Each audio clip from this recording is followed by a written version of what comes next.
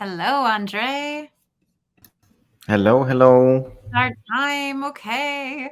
I get to welcome Andre to the stage, designing boards that dazzle. This is a session that we have been like anticipating with such delight that I cannot tell you. So, Andre has worked as a designer of all trades across all stages of product development, from UI, UX to service design. At Miro, he first joined as the first template experience designer and was responsible for the creation of an internal template design system that is being adopted to update Miro's templates. He recently did switch to Miro's research team and helps uncover where Miro should go next. And he's worked on defining a new direction for the future of Miro's templates. And now we get to have him for a session on designing boards that dazzle. So I will hand it off to you, Andre. I'm so excited for this one. Thank you, Colleen, for this illustrious introduction. Very good. So, today we want to look at something that helps, I think, everyone, because when I joined Miro, I was kind of like already a Miro expert. I've been using Miro since real time board times. And then you suddenly start working with people who do boards differently, which is, I think, exactly the use case in Miroverse, right?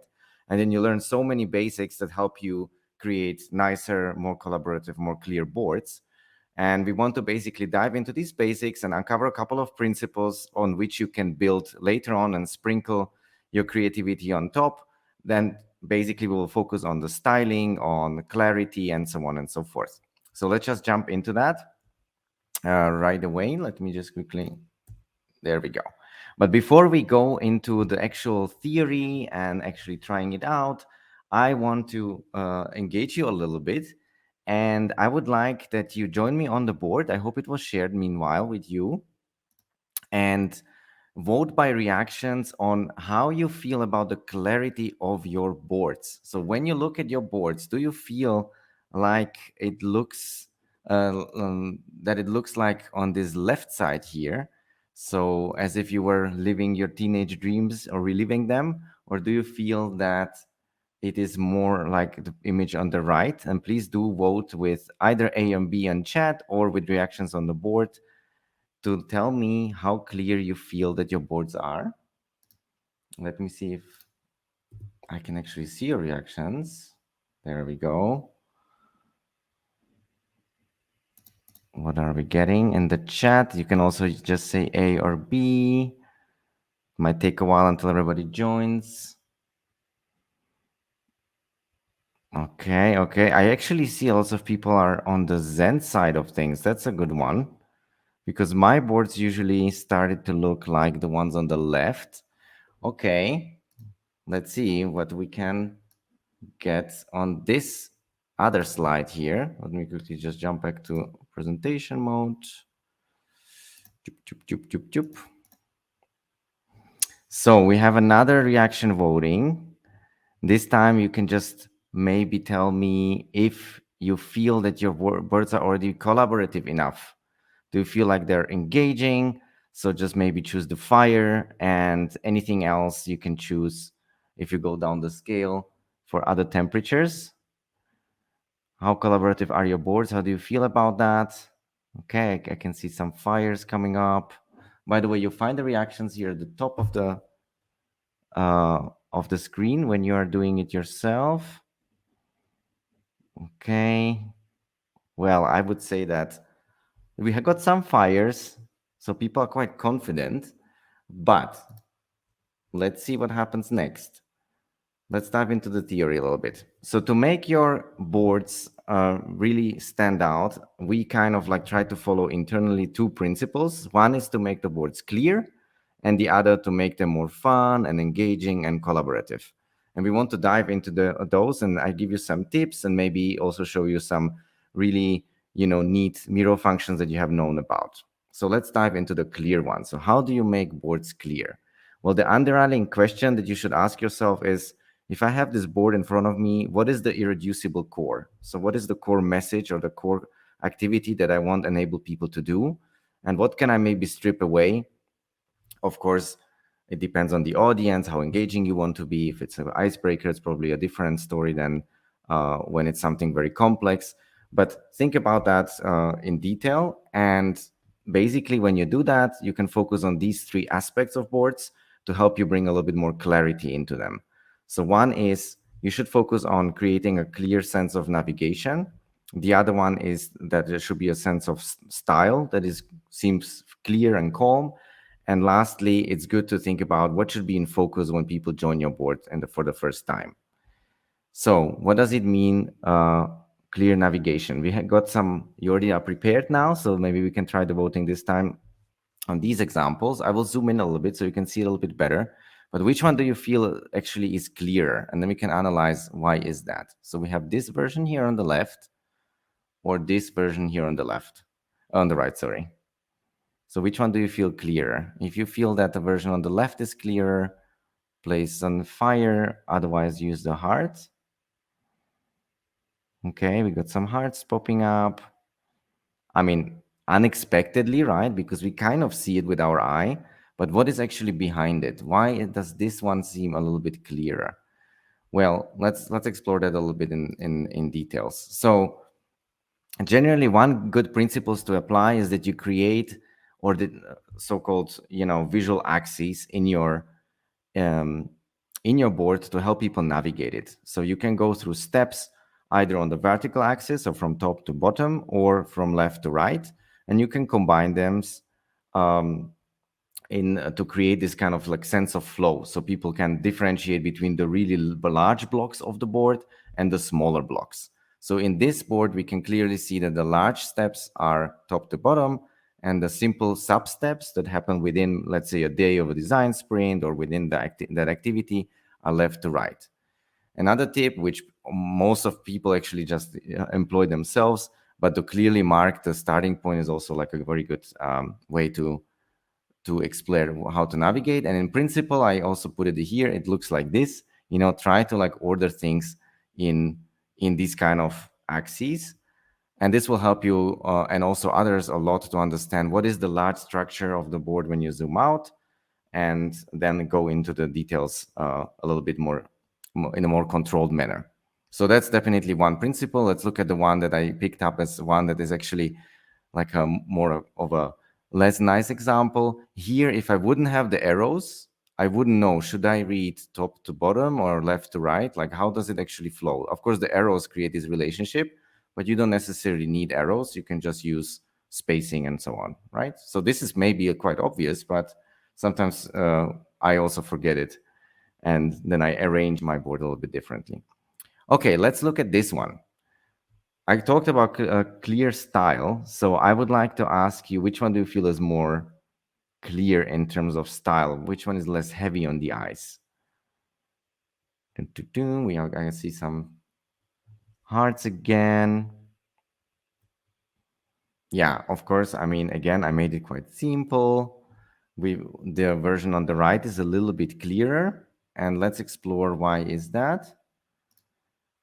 Well, what happens here is that while the template on the left, for example, is quite simple, it's really hard to differentiate what is the content of the board that you should edit and what is the background of the board. So there are lots of colors, the sticky colors, the background colors that kind of compete with each other. So color contrast can be a good way to kind of make elements stand out, and aim for calmer colors for background and more standout colors for the content that people should edit. This could be, for example, stickies, but it could also be text and whatnot. Then a little bit less obvious, what else is going on that makes this feel a little bit less calm and a little bit more noisy? We obviously have spacing applied. So we have 3 containers, the red and green one and the blue one. So these boxes, and they're not evenly spaced. And what this basically creates in your eye is a little bit of a dissonance between all the different spacings. And it feels like the bottom ones kind of belong together a little bit more than the top one.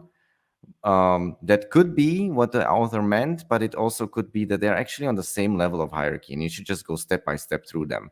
So then think about making things that are kind of the part of the same group evenly spaced, and increase the spacing to groups that are separated. I also made like a small sketch here, like here when I have just a disorderly group of elements and I create this kind of spacing, so shorter between the top and bottom box and larger between left and top, I automatically see 2 groups. Like my eye simply perceives that these 2 are friends and these 2 are friends, but not these 2. right? And that's something you can actually control as well. So just think about the spacing, make it even between elements of the same hierarchy in the logic, and you know, bigger to the higher level or other elements simply. Another tip, which lots of people don't realize, we have on stickies the ability to either have auto sizing or you can have a set size. So if I unlock my board here a little bit, I can basically set it to a certain value or just set it to auto. And if you want to make it a little bit more calm, you know, to invite people to write and just convey instructions, just set them to the same size and it will look a little bit calmer. Okay, so that's that. Let's move on a little bit to the focus one. So what do I mean by focus? Focus is basically just um, thinking about what should people actually focus on and where should they work and what should they do first or what should they do next or what is the important takeaway of a board. So for example, you could also focus the last element of a board where people like, you know, collect next steps and whatnot. So this is also something to that I think the really good boards convey quite nicely, like the sense of, okay, where do I work and what should I just read? Or where do I start and where do I end, and so on and so forth. So how does this achieve? So we have, for example, here in the middle, a nice example where it's super clear where you work. This is the dark area and what you read, right? So color used to and establish focus. The other way to do this, or like what the author has done here is, and it was Thomas, by the way, is that he has used a larger text and smaller text to convey, okay, what is more important and less important. Again, something very obvious, you see it in newspapers, but it's still good to maybe, you know, do it for your boards as well. So like define what is the headline one. So what is the most important headline? What is the subheadline? What is the section headline? How does actual just text look like? And reuse these definitions that you have made for yourself in the board. And that way you are not only more clear in what is more important and less important, but you also create consistency, which again translates to a more clear visual appeal. You can also use, as we seen here, color to create context. So for example, depth can be created, you know, from like the highest level element from the category to like lower level elements just by toning down the color. So you can use color scales and you can use contrast again to make something stand out. So blue and red are contrast colors. So you can basically just within a sea of blue, one red highlight can focus something. So you can use it even in meetings to like identify, let's say, a category or whatnot. So far so good. Here again, like the principle, you know, decide what is the most important thing and make that one stand out and tone down the rest. And that's how you basically create this focus. Okay, so that's, I think, kind of like very basic graphic design principles. So for designers, it probably is nothing new, but it's good to revisit your messy board and like clean it up, especially if you're inviting others following them. And then on top of that, we come to the next principle. I have a couple of examples, but the next principle will be about collaboration and making it fun. So stay tuned. And I have these two boards I picked out, which show you like how a playful example, so still like super, you know, colorful and very playful, can still look very clean, and how a more, I would call it now, like a more professional looking example can also employ these principles. So we have here two boards. One is for Nitran. It's a retrospective, a very popular retrospective, by the way, by her. And it's, as I said, like very playful, but you again see that it's very clear where you start. It's very clear where you work. The color contrast could be a little bit higher, one could say, but nevertheless, it kind of fits this theme of the retrospective that is supposed to be very fun, right? I have clean spacing between elements that belong together. As you can see, like between the containers, like for example, these three are further away from this one. So it's very clear that these three are somehow a group. And the larger containers have helped to establish also the same relationship. I also can see very clearly, I also can see very clearly what should I read, what are instructions, and what is the actual template, because the colors are so contrasting. Next, this example is way larger. So we have here, again, how do I actually navigate this? Well, first I look left, because in our culture, at least, we read from left to right.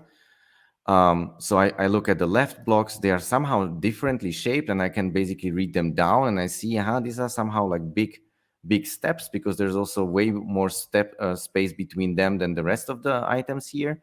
And and the color, of course, it's helping me here as well. And then I can basically clearly go left to right, super nice. I see based on the big text, okay, I can scan it very quickly. This is the first exercise, whatever, the details are in there, but this is the second exercise, and so on. So here, basically, you can see everything that we spoke about employed. Cool. So I don't monitor the questions, but if you have any, please let me know later. Let's move on. So now we covered the basics, and that is basically how do you make it fun? And the core question here is, how can you show people and not tell them? Because collaborative boards, should be playful. You should just enter them and you should be able to play around, not read too much. So there are like two things that we have observed in Miroverse that help guide this. One is the metaphors and interactions that people sometimes employ. So they translate something, like very technical into something more playful, and instructions and guidance. So how does that look like? Metaphors and interactions. I mean, a very simple and our favorite example is, how can you turn a retrospective into something playful? And there are millions of them, but of course these are very, very good for metaphors, because they are usually very simple in structure and you can basically translate it. So if you apply a little bit of imagination, you arrive to quite creative ideas. For example, the sailboat retrospective, which is super fun. It essentially, I mean, everybody's probably familiar, but essentially it summarizes what a team was able to achieve and what were maybe some blockers, what were unexpected wins, and what are potential risks ahead. And instead of just talking about it this way, somebody turned it into this story of a ship that is sailing towards a goal, which is the island here. And there are some risks, like reef or rocks that the ship can run against, an anchor that is holding the ship back. There's something that promotes the ship, which is wind, so outside support. And we also give place for positive feelings, a little bit of team cohesion, team building. So what made us feel good, represented as a sun. So it's very simple and way more engaging. The other thing, you can do the same, with a little bit of creativity with text. So I like to use in my workshops this so-called menu agenda, where I basically say that each activity that we have is a dish. So we have an appetizer, you have a main, and you have a dessert. Simple. It's nothing that I need to design or visualize. I basically just think about how can I make this a little bit more fun. Cool. So metaphors. And now let's go to interactions and guidance. So long story short is that sometimes instructions are good because they help others to understand, what to do, especially when you upload something to Miroverse. Instructions can be done in many ways, and usually the most effective ones are those that use as little text as possible, that are clearly actionable, and that are very visual. You can deliver instructions just by, putting example content, because this actually is one of the best ways to tell somebody what it should be. Or if you don't want to be like that, narrow in the instructions, you can just give them, for example, videos and so on. If you have to write instructions, then be super actionable and try to, test them with people and try to boil them down to the essence. So for example, this is a really good example here. You'll find the link. It literally tells me that if I want to vote on ideas here, I just have to grab a dot, look at the sketches, grab a dot, do something with the dots, and just go step by step. So there's basically no fluff, no long sentences, nice bulleted list. That's it. Sometimes we see a little bit more text. I would advise that try to keep it as narrow as possible or as short as possible. Okay, what else? Videos. Don't forget, Miro can do videos. So you can even record with a screen recorder. Whoopsie. Somebody I think clicked, or I've clicked. Oops. Well, long story short, you can use videos. I use a simple screen recorder, and I just record how the template should be used before and just put it in there. And usually you can play it from the board. For example, Loom videos are great for that. And that usually covers you and takes you 10 minutes to record, and you don't have to write as much text. If you want to, oh, now people are moving the board. If you want to do like other types of instructions, there is one trick, which is you can link elements to each other. So I can grab this element, let's say, and then copy the link to it. I just copied the link, and I can just put it into text, of course. I will just do that, click. Then if I click on the text, it will go to that element. So it will focus the camera. But I can also connect other pictures or shapes or other objects by just clicking Command K or Control K on Windows. And then this little window pops up. I paste the link in there. And then that linked element gets this little arrow here. I don't know if you can see it. It's this one. And if I press it, I will also go there. And that's sometimes really helpful. If you cannot rely on explanation, you can just sometimes, create a link and link people there, and the camera will automatically move to that element. So that's really, really cool, because it's, it's quite interactive and really easy way to shape, to move the camera somewhere. Cool. So that is that. Long. I've been talking quite a lot now, but let's summarize it. So if you want to make something clear, first focus on the navigation, then focus on just combing things a little bit down, less colors, and give the colors meaning to establish focus, for example. Think about type sizes, color intensity, spacing, and so on. And on top of that, once you have like kind of cleared it up, you can also start thinking about, interactions, moving people between elements with that linking, applying metaphors, and creating like these interactive instructions or attaching in video. So the whiteboard is very capable. Just explore it. Cool. That's so far so good. Now I have actually, like, now is the fun part, because now we want to try it. And I was looking into our internal team templates, and I identified really well, let's say it like this, templates with a lot of room for improvement in our internal custom templates, and we can have a go at them. And I prepared 2 tasks. One is on improving the board's clarity. So that's like more for people who feel a little bit less secure in the visual styling of things. Whoops, somebody wrote here lorem ipsum. And the other task is more on, well, you can also have a go at the visual styling, but why don't you think also about the metaphors? So we have here, and I will explain this one a little bit closer. Action priority matrix. It's basically a matrix where you evaluate projects or effort or like initiatives that you want to do on the matrix of like low impact to high impact or low effort to high effort. But why not find a funny metaphor for it? So what metaphors can you think of if you want to express how difficult something is? Or what image comes into your mind when you want to say this has a large impact or low impact? Or how can you rename, for example, the quadrants here, that they don't say just high for high impact, but that they represent it somehow in a metaphoric way? And if you want to have a go at this one, so like think a little bit more conceptually, you can do both in these boards that we will join in a second based on your names. But I know that some people might not be willing to, spend time on being creative here with us. I hope you are, but I can respect that sometimes time is difficult. I got a couple of tips here, and those tips will basically be kind of like a good appetizer of what you can also try when you're doing the exercise or if you need to leave.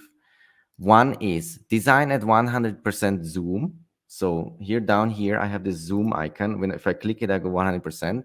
That's really good because then you make your boards more compatible among each other. So always remember 100% zoom is your friend.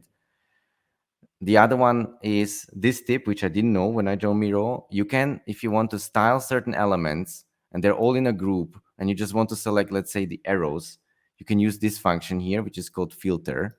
So I can click on this. I selected all the elements, right? I click on this. I say connection line. I select all the arrows and I can make them dashed, for example. So it's a really quick way to select elements, or or the shapes or whatever. So that's a good one. And the other one, sometimes you want to have icons. And there are three ways to get icons and to become a little bit more visual. One is you use the icon finder, which you find in these apps on the right. You can type in here icon finder and you will find them. I already have them here, so this is how it looks. You can find millions of icons there. I find that the actual nicer icons, because they're a little bit more consistent, are in the wireframe library. So that's another application where if you go to the wireframes, you have icons. You can drop the icon on the board. Let me do it. And then you can even choose its color, and you can always change it to different icons. So that's very flexible. It's quite nice. And last but not least, emojis. Obviously, they also have a lot of icons. So somebody's pasting thingies. I always use emojis, and you can insert in Miro emojis into the text by, again, like a shortcut, Control Command Space. So if I do that, I can, this window pops up on Mac. On Windows, it's Windows plus full stop, and I can put in, I don't know, a zombie in here, and that's it. So that works everywhere in Miro, and it's quite nice. Okay, so with these tips, go to your boards and try to, maybe for 5 minutes or 10 minutes, fix one of those templates that I was showing you. So either the visual one, the call nodes, or the metaphoric one, the action matrix. Wait, I will go back. So, whoops, there we go. Please, depending on your first name, pick a board, because we might be too many. So if your first name is Andre like me, I would go to the first one. And if you're called Zuzana or somebody, then you can go to the last one. Go there. You will be in one of these boards, and you will see, grab one of these canvases and try to, fix one of these templates. And for that, we can give ourselves, how much time do we have? Maybe like 7 minutes or so.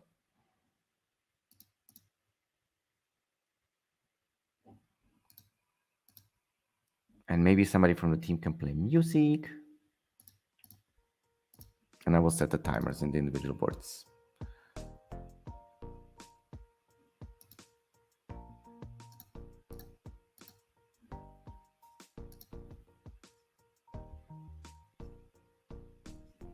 So jump to your boards and try to fix them. Just apply those principles. By the way, here on the left, you also have all the principles listed, also all the tips. So you can just zoom around and play around for a bit.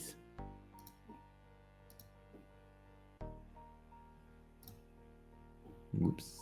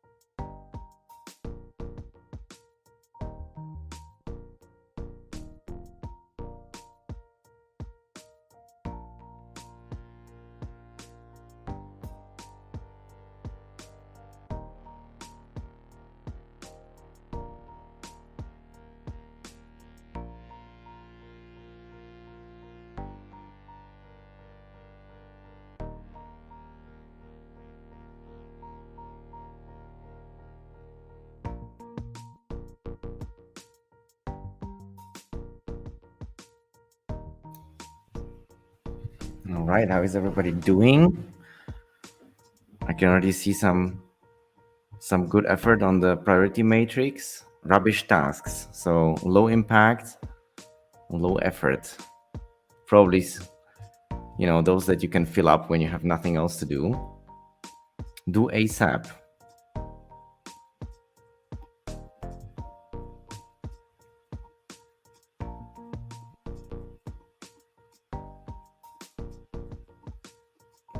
Yeah, high impact, low effort could be like quick wins, for example, or low hanging fruit. Then maybe we could try like a whole fruity metaphor.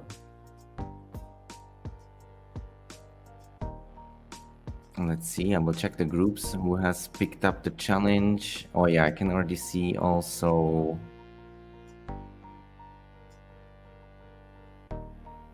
we've got some tries on the structuring and colors here from Jorim. Okay, it's getting there, it's getting there. Also very nice. Okay, cool. Cool. So I will just go like through a couple of examples. I mean, it's very little time, of course, but we see here, for example, I don't know whose board it is. Let me turn on the cursor. Liz, I think it is. Liz has tried to, break down this kind of messy template and create some structure around it. So what happens before the call and what happens during the call. That's, for example, a very good, thinking about the logic and putting it into two sections, putting those sections, those elements together that belong to each section is very clear. Maybe the colors are still a little bit strong, but that's something that could be tended to later. So you could, for example, have prep all the same color. That's completely fine, right? Maybe you don't need to differentiate between each individual block that strongly. Yeah, I see Christine, of course. Very nice. She's like working on some kind of a workspace, I can see. And a little bit more toned down colors. Cool. On the metaphor side, I think there were like lots of cool ideas. I'm sorry, I won't be able to look into every board, but I see that in the zone, worth the squeeze, buzzy and boring. Okay, this seems to be like a more for like personally oriented, action-oriented matrix. Cool.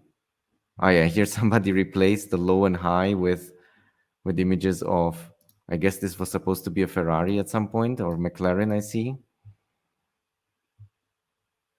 Yeah, anyway, but basically what's really nice is that you can just apply those principles and switch to a different mode of thinking and just focus on, okay, how can I reduce these colors? How can I create focus? Or can I just like transform this into something more funny, if it's supposed to be funny, of course. Sometimes, depends on the audience.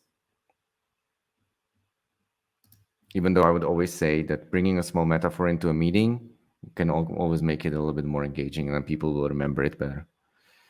Okay, cool. I would like to maybe address a couple of questions. Who can help me out? Which one was? Okay, yes. So there's a question from Amanda. Why would you design in 100%? Okay. Yeah, so in our activity space, 100% is too zoomed in. Yes, because we are also fallible and humans. And for individual boards, it doesn't really matter that much, I would say. But if you want to make your boards compatible with others, then it's good to design at a certain scale that is kind of standard, and 100% is a good standard. So that basically means if you want that your template is easily copyable in other whiteboards or in other canvases, then if all the boards have been designed at 100%, they will fit nicely together and you won't have to rescale that much. So especially when you're thinking of a framework, for example, I don't know, agile practices for your team, and you want that all those templates fit nicely together, it's good to think about this a little bit more in detail. If you're just designing like one template just for yourself, or for a specific purpose, it's less relevant. But once you want to publish it, it might matter. I hope that answered your question. Okay, are there any design elements we should avoid to make? Yeah, so sometimes the boards can get sluggish if you have like really large image files. So this could be GIFs. Videos are quite fine because videos load only when you press play. But lots of images and photos, that can be a little bit of a problem because often we upload images in a really big resolution, so they're like really large images. So I would say that photography, try to keep it a little bit lower in quantity. Other than that, I think everything else that is like Miro elements scales quite nicely. What is the most underrated feature that most people do not use enough? Well, I showed you a couple. The filtering is awesome. Like lots of people don't somehow realize that it exists, and I also didn't know about it. So like being able to just select all elements, and again, just select shapes and recolor them quickly. Sorry, I'm gonna destroy something, but to show you what happens then. That's really good one. I also feel that a lot of people don't know that you can actually edit this creation toolbar. So you see that I have emojis really at the top because I love emojis. Usually they are here, or sometimes they're hidden there, and you can basically just drag them in there, and you can even drag the things along here.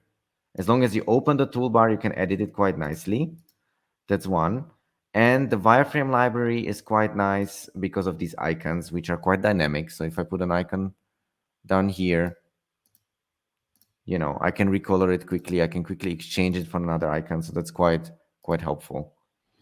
Other than that, I mean, there are lots of more advanced features like tables and mind maps and cards. Yeah, all the ones that you see on my board are quite nice, and some of them are a little bit hidden.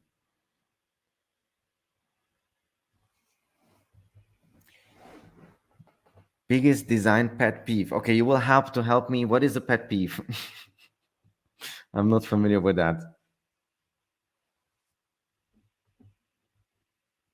Who can explain me that? Something that annoys you. Oh, yeah. What should I say? I think like where boards really go like a little bit haywire, I think the most kind of significant thing for me is when I have too many colors and I really don't know, what should I actually edit? Is this something that I should care about or not? Like just too many things mixed together. I would actually advise that if you want to make your templates quite, clear, pick one color that you stick to, use I don't know 100% opacity for like the focus, and just play with like one tone and maybe use one contrast color. And I think that way you already kind of get to a good result. Other than that, to be honest, I super love the playful templates as well. There, for example, is not as important, right? Because it should be colorful, it should be metaphorical. Um, so I wouldn't say that I'm annoyed by anything in that sense.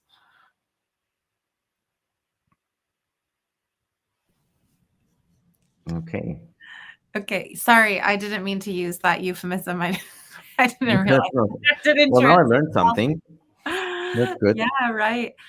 These were awesome questions. This was an amazing session, Andre. Thank you so much for blessing us with this session, and I think people got a lot out of it. And we'll have to make this a more regular occurrence, I think. All right. Well, let me know if you have any questions, and we will definitely share the board as well, so you can, just use it. Yeah, we'll share the board. Yes, we got a lot of questions if we're sharing the board. Session will be recorded, board links will be shared. Thank you, everyone. If we can give Andre some love in the chat here. Thank you, Andre, so much. This was really incredible. And also, we'll take a short break here and we'll be back with Miro Board Improv in a few minutes. So we will see you all there. See you.